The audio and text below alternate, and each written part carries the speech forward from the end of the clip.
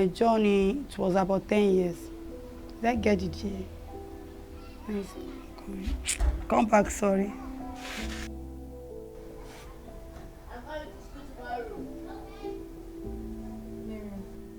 If you can go back to my pictures when I come back 4 years ago, and see me now, you will hate me. You will be the one to cry for me. Why am I back to this country? When we entered the Sahara Desert, the first thing I saw was skeleton of human beings who have died. I saw skulls, I saw people who just died. I saw people who were stranded because their vehicle got spoiled in the Sahara Desert. We were naked. You have to sleep on the ground. You raise your 2 legs up, you sleep with your tummy on the ground, because these persons that were actually doing all this collection of money, all this beating, all this torture, all this kidnapping, all this garbage and all that, they are Nigerians. These are our own people, our own Edo State people who speak the same dialect with us. Irregular migration of Nigerians abroad has assumed a worrisome dimension in recent times. Give any African, most especially a Nigerian, an opportunity to travel overseas and you outrightly gain the title of Destiny Helper. A 2022 survey by the Africa Polling Institute found that a staggering 69% of Nigerians would relocate out of the country with their families if given the chance.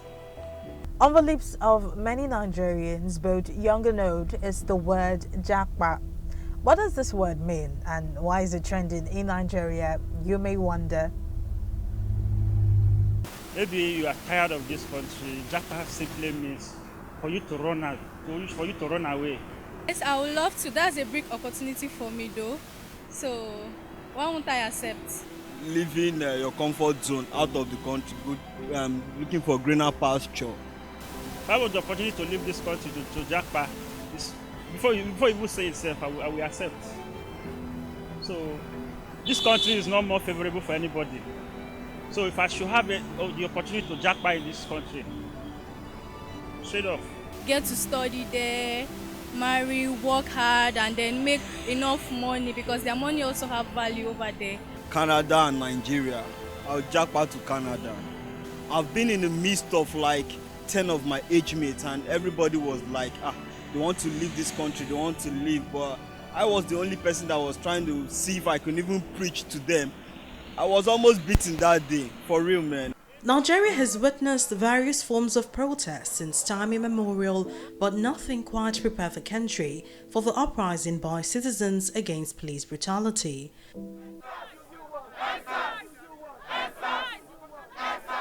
The year 2020 saw protests rock the country, with many whose rights had been violated by the police taking to the streets to protest against the harassment and physical abuse by the now-defunct Special Anti-Robbery Squad SARS operatives. Despite the theme of the protest seeking an end to brutality by security operatives who have a duty to protect, these same uniformed men opened fire at the Lekki toll gate, killing peaceful protesters, and this narration has been confirmed by a judicial panel of inquiry and restitution at the Lagos Court of Arbitration charged with investigating the Lekki shooting. The NSAS was kind of exploded. You know, it became very, very popular among people. Well, I'm tired, I need to leave this country, I want Japa, you know, and every young guy, even those that are working and those that are unemployed, that was what they had always looked to us to leave, you know, that they are tired of the system and that the system is actually suffocating them. You know, the trend became more, you know, like I said, more popular as a result of issues of, so to say, hardship, economic hardship, and we're kind of, a lot of people were questioning the type of leadership, you know, how they handle the citizens and everything. So that actually gave room to that Japa trend. Like I said, before the 2020, people have been Japared, and you know, just that it was not as pronounced as that. While the word Japa in itself is not illegal, relocating in search of a better life or for the fun of it cannot be stopped. But what the government of many nations agree with is the method through which relocations take place. The Japa trend birthed this report as I seek to find out why there is an unbelievably high number of irregular migrants and why these migrants choose to go on this terrifying journey despite the risks involved.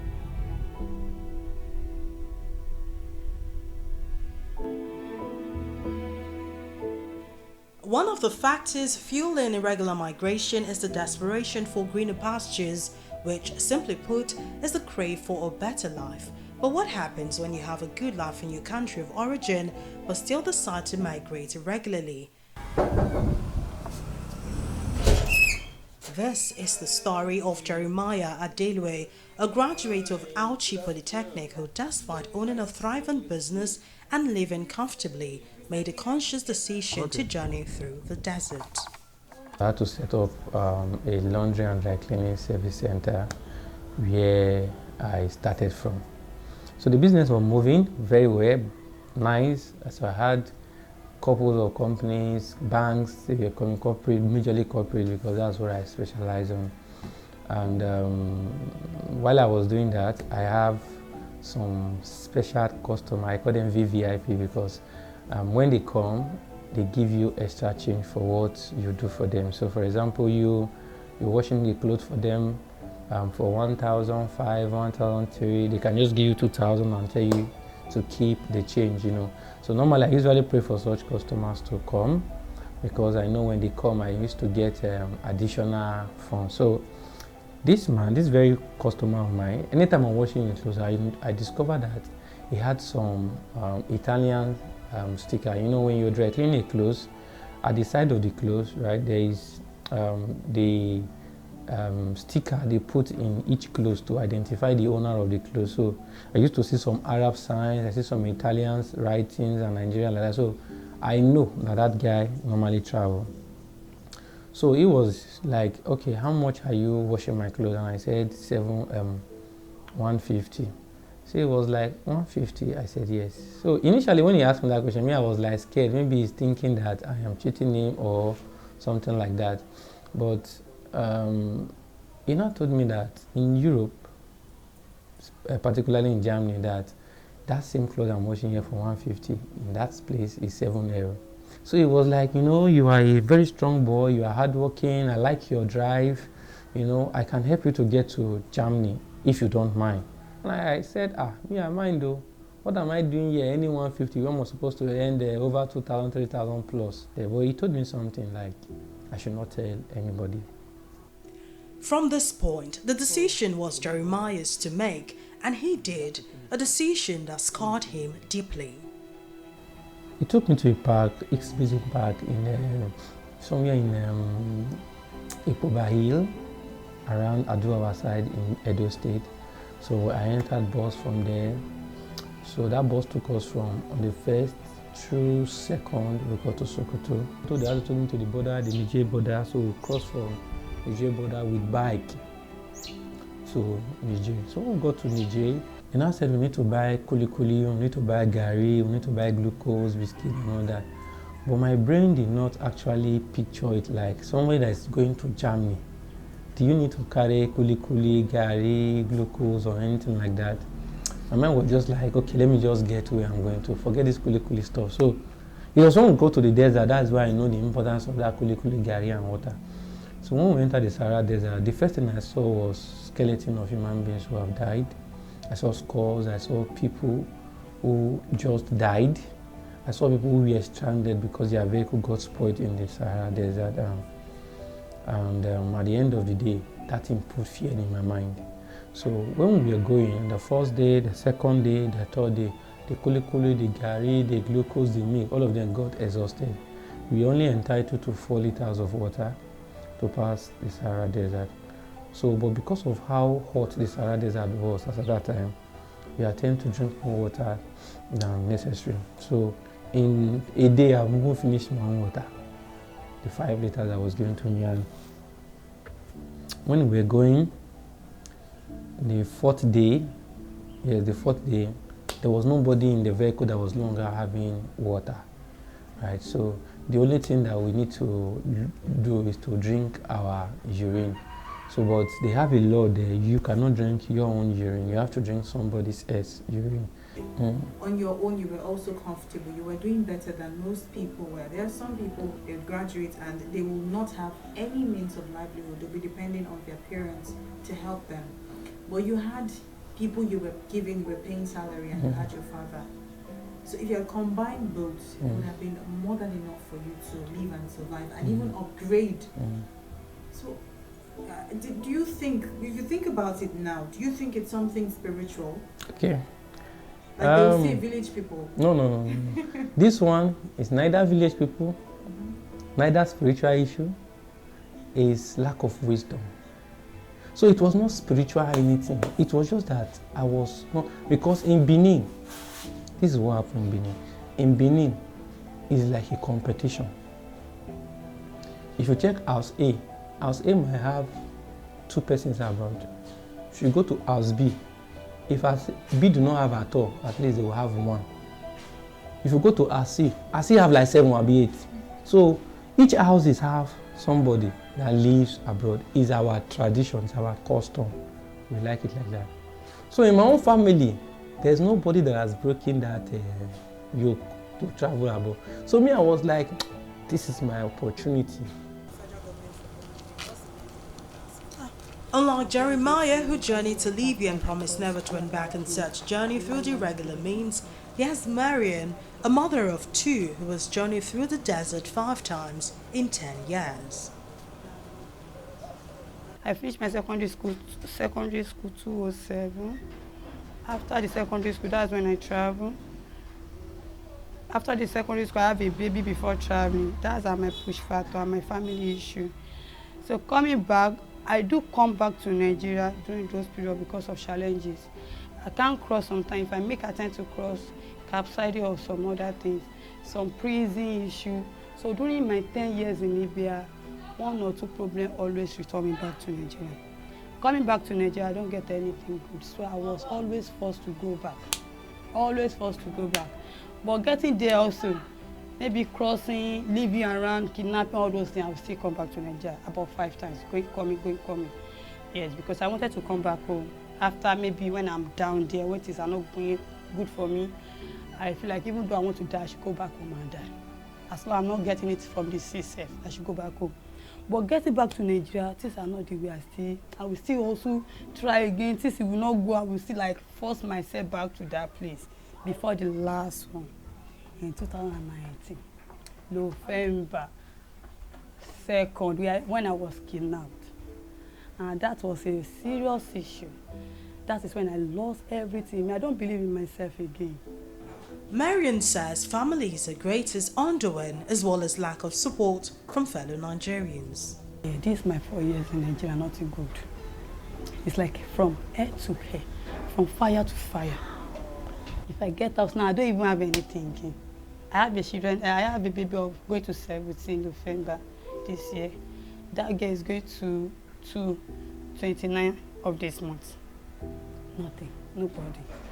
Coming back to Nigeria, I still meet a man that still send me back to my bar, as in things I don't want to go through, things I don't want to fear about my children. I still come back also for those children the way I don't want it. So what is the essence of being alive? That's the reality. This is me now, Miriam. Let me talk about. I have nothing. I have no family to stand by me. What am I here? Yeah, I've tried. I've gone for entrepreneur. I try business.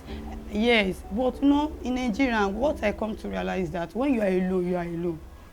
You must have somebody. Even when you are going to some things, you get somebody to draw your attention back that, baby girl, this is not you. Pick up again. No way, nobody. All what they still want from my family is to me giving them again all the things. Even upon IOM support, I still support my needs, giving them money. When I start business, my mommy was forcing me to keep my 2 needs with me. I said no, in Lagos it's not going to be possible. I hardly accept one, and they won't run me out of the life. Like almost 3 million business, she make it down. As humans, they say we learn from the mistakes of others, but from 2017 till date, over 10,000 people have died while migrating irregularly. Others end up being trafficked. But this figure and the stories shared by irregular migrants who were repatriated to Nigeria, why then do people, especially Nigerians, still choose to go on the soul-risking journey? How exactly does the human mind work? These burning questions require answers, which leads me to the office of a clinical psychologist. Okay, so I want to know what is it about the human mind that makes people, make or take decisions that at the end of the day they know will not end up well for them? Yeah, it's not only Nigerians, just like you said, the human mind, it's one of the reasons why people do that is because they are interested in immediate gain. They're not looking at, the possible consequences, right? Anyone that wants to build a house should first count the cost. You don't just jump into an action that can have eternal consequences and very serious consequences. So they are looking at the immediate gain. There's an innate or intrinsic desire in every human being to succeed. I mean, it's just there. It's just inside every one of us. Now, it depends on the degree of risk we are ready to take. Now, one of the ways I can explain that as a psychologist is one of the greatest American psychologists is, we'll call him a humanistic psychologist, Abraham Maslow, had this theory called the hierarchy of needs theory. Okay, in the hierarchy of needs theory, there are about 5 levels. It's normally shown like a pyramid, right? So at the floor, what we call the basic needs, physiological needs, right? You have these physiological needs or basic needs, like the need for food, for drink, for sleep, right? For sex. These are biological needs. So Abraham Maslow said that normal human beings want to satisfy their basic needs. So if you're in a place and those basic needs are not met, right, they want it met. So this is a very good theory that could explain why a lot of people are involved in Japa in Nigeria or Africa, because the basic needs, they want to meet their basic needs. If you travel to Europe and America, you see that even the remotest village in Europe and America, all those things are there. The things that there's constant light, there's security, whatever you call is anything like the remotest village in Europe and America. All the basic needs are provided. But here in Africa, and particularly in our country,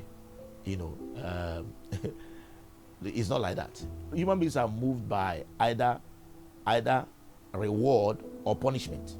You understand? So when they put reward or punishment in a scale, and to them, the reward is higher than the punishment. The gain is higher than the loss. So they are not even looking at the loss at all. Okay, if that my friend was able to cross, well, myself, I can also cross.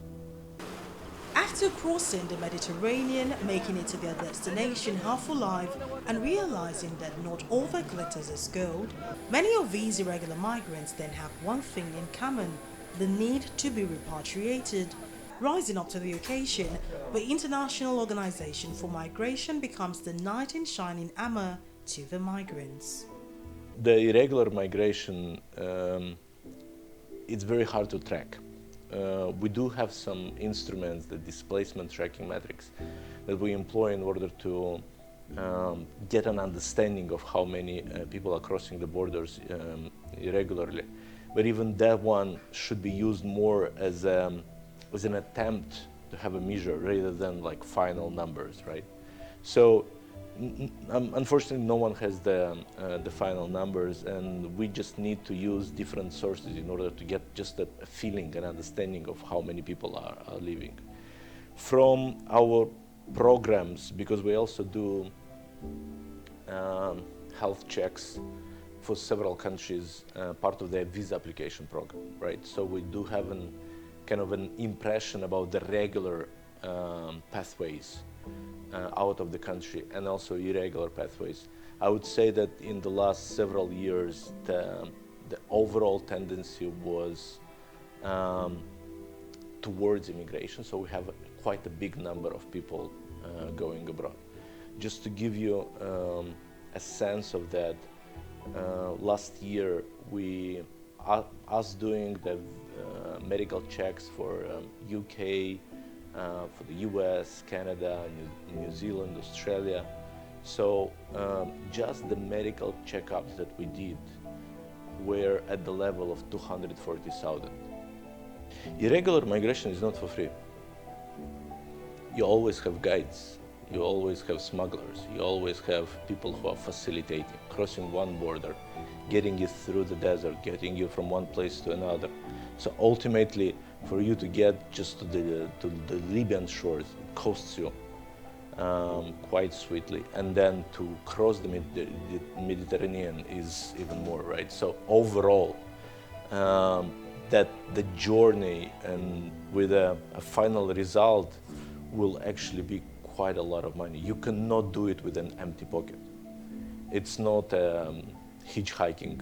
Just like the IOM, the Nigeria in Diaspora Commission, NIDCOM, a federal government agency, has carried out various repatriation interventions since it was established in 2019. It is not our duty to be receiving somebody who went out and who got deported to be receiving. We are only doing what we call citizen diplomacy, to say that, okay, this is our fellow citizens, let us show some compassion, welfare, this thing, because they'll be calling on us, they'll be writing on us, so it is not our duty. And that is why at times you see that it's the duty of NAPTIP too, because some of them have been trafficked. Anybody trafficked is the duty of NAPTIP. We just do this on a compassionate ground. Do you see us receiving medical doctors? Do you see us receiving lecturers? Do you see us receiving the lecturer being deported, or somebody who has something to do there? If you have something legitimate to do there, nobody will because you have your papers, nobody will chase you away. Do you see us receiving nurses? Do you see us receiving sport people who went there for sporting activities? If you have your legitimate business to do, you do that. In 2021, the list of 10 countries with the highest number of people in crisis or worse was released by the United Nations, and Nigeria was tagged 5th. Give me an example of somebody who Japa, and they will tell you they sold their family land for 5 million naira, or sold something for somebody's car, or this and that. I mean, none of them could have raised less than 2 to 3, 4 million naira to embark on this process. And you raise the same money from the same country you claim is having difficulty. Despite the economic challenges we are having, with 1 million naira, if you have it, you can establish yourself to do something meaningful for yourself in this country. So a lot of Nigerians are stranded there. I was opportune to see a lot of Nigerians that spent 16 years, 20 years, 15 years, 10 years, and more. And other Africans, I saw Gambians, Ghanaians, and Osco. I even had interactions with them. Insecurity, as well as Nigeria's economy, is another reason enough to drive anyone to Japa. There are people who have said that they will never come back to this country again. Some of them, right? In fact, I have some of my friends. You know, there's one of them that came. He's been in the US for 20 years. He came back after 20 years, and he couldn't get to his village. He couldn't go and see his mother in the village. After staying in America for 20 years, came back here. Issue of security. His village is under siege. As of May 2023, the Consumer Price Index, which measures the rate of change in prices of goods and services in the country, rose to 22.22% in April 2023, the fourth consecutive surge in the country's inflation figure since the year began. It's a clear indicator that the direction of the economy is downwards. And when you juxtapose that with a number of other factors like the exchange rate that has consistently seen the naira getting devalued against the dollar. In the last, say, 10 years, for example, the devaluation rate, whether you are looking at the official market or you are looking at the parallel market, is anything between 200% to as high as 400% of the parallel market. Look at unemployment rate at 33%. Look at poverty rate that has 130 million plus Nigerians living in multidimensional poverty. Over 100 million Nigerians recognized to be living below the poverty line, as defined by the United Nations to mean people living on less than $2 per day. That paints a very gloomy picture for the Nigerian economy, and the inflation rate is just another cap or another indicator on how bad things are. And of course, what the inflation rate also implies is that the purchasing power of the average Nigerian is being eroded consistently. The economy can be turned around if you have purposeful, dynamic, visionary, courageous, and selfless leadership. The economy can be turned around. The challenge we have is a lot of the times, first of all, we don't even have leadership at all. We have rulership. And a lot of the times our political rulers do not have the best interest of the country and of its people at heart. When they make their policies, when they make their decisions, projects that they fund, that they pursue, the interest of the people is rarely ever the primary driving objective. The objective would be how they and their immediate circle of friends will benefit the most. If the incoming administration runs the country purposefully, the debt problem can be reversed in record time. In the first term of 4 years, you can reduce that debt burden significantly. How? Simply increasing revenue, for example, is one very significant way of ensuring that the impact of the debt burden will not harm the economy too much.